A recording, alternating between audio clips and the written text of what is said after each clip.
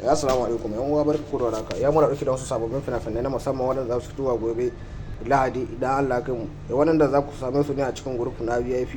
Akwai na musamman da sauransu dai fina-finai ga sunan wanda za ku ga su kaɗan daga cikin fina-finai za su fito a gobe Lahadi idan Allah ya kai mu. Ga duk wanda yake buƙatar shiga cikin wannan group na VIP kenan sai mun magana ta WhatsApp sai mu saka shi a cikin group din namu na VIP. A cikin ne kadai zaka samu duk wani sabon film da ya fito zaka same shi a cikin group na VIP kenan.